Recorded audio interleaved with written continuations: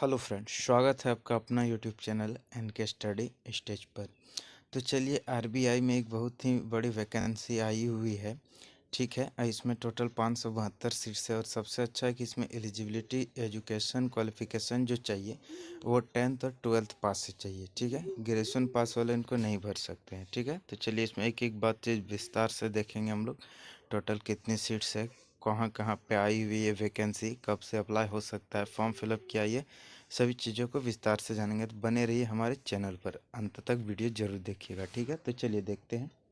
देखिए यहाँ लिखा है application are invited from eligible candidates. Total 572 post है और ये जो पोस्ट का नाम है ये ऑफिस अटेंडेंट का है। ठीक है, ऑफिस अटेंडेंट का है। ठीक है, याद रखिएगा। आरबीआई में निकला हुआ ये पैनल ईयर 2025 का है, याद रखिएगा। यहाँ पे लिखा है रिजर्व बैंक ऑफ इंडिया। ये ऑफिस अटेंडेंट का पोस्ट है, टोटल 572 है। ठीक है, और ये बैंक का वेबसाइट है, इसी के माध्यम से आपको फॉर्म भी भरना है। जो भी जानकारी आपको दिया जाएगा इसी के माध्यम से होगा। ठीक है, और एग्ज़ाम जो होगा वो आपका ऑनलाइन सीबीटी मोड पे होगा। ठीक है, चलिए देखते हैं हर एक चीज़ को विस्तार से देखते हैं। ठीक है, जब फॉर्म फिलअप होगा वो आपका ऑनलाइन भरा जाएगा।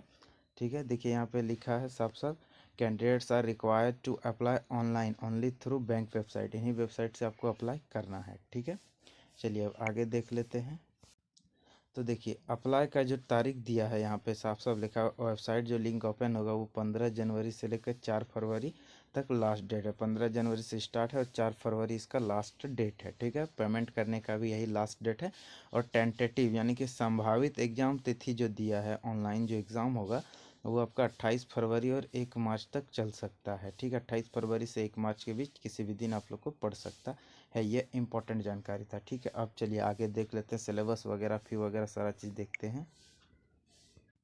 यहाँ पे देखिए हेल्प फैसिलिटी भी दिया है। कहने का मतलब इसका ये है कि अगर आपको in case of any problem in filling of the form fill up करने में अगर आपको कोई प्रॉब्लम होता है पेमेंट रिलेटेड या रिसिप्ट कॉल रिलेटेड या क्वेरीज, तो आप इस वेबसाइट के माध्यम से इसको सॉल्व कर सकते हैं। यहाँ पे सारा चीज़ दिया है। ठीक है, आप इस वेबसाइट में जाके यहाँ पे कर सकते हैं। ठीक है, use of mobile phones at other electronic devices banned कर दिया गया है। मोबाइल फ़ोन्स और any communication devices are not allowed inside the premises where the examination is being conducted. ठीक है, आप एग्जामिनेशन सेंटर पर ये फ़ोन वगैरह ये सब नहीं लेके जा सकते हैं, साफ साफ लिखा हुआ है।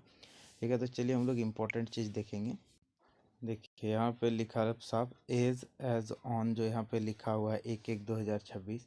तो अब इसको थोड़ी ज़रा ध्यान से देखिएगा। देखिए कौन कौन फॉर्म भर सकता है। बिटवीन 18 साल से 25 साल के बीच का ही कैंडिडेट इसको भर सकता है। मैक्सिमम एज 25 साल होना चाहिए और मिनिमम एज 18 साल होना चाहिए। ठीक है, candidates born not earlier than 2/1/2001 and not later than 2/1/2008, यानी कि इनके बीच का होना चाहिए, 2001 के बाद का होना चाहिए और 2008 के पहले का जन्म होना चाहिए। ठीक है, both days inclusive are not eligible to apply. ठीक है, इसके 2/1/2001 के बाद का जन्म होना चाहिए और 1/1/8 से पहले का जन्म होना चाहिए। ठीक है, और साथ ही यहाँ पे आपको एज रिलैक्सेशन भी मिलेगा। यहाँ पे देखिए लिखा है शेड्यूल कास्ट और शेड्यूल ट्राइब, यानी कि SC ST के लिए 5 ईयर्स अप टू 30 ईयर्स, यानी कि 30 साल तक, और 5 साल का आपका एक्स्ट्रा मिलता है। जैसे मैक्सिमम 25 साल है तो SC ST कैंडिडेट को 5 साल एक्स्ट्रा रिलैक्सेशन मिल जाता है। ठीक है, यानी कि 30 साल तक के भी आदमी इसमें फॉर्म भर सकते हैं। OWS को 3 साल का यहाँ पे एज रिलैक्सेशन मिलता है, यानी कि 25-3-28 साल तक भी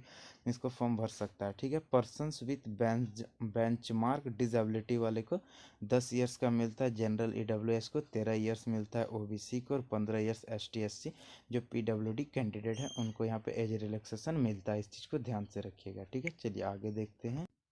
तो देखिए यहाँ पर अब एजुकेशनल क्वालिफिकेशन बात करें तो देखिए यहाँ पे साफ साफ लिखा हुआ है कि a candidate should have passed 10th पास करना है आपको फ्रॉम द कंसर्न स्टेट या UT coming under the regional jurisdiction of the recruiting office.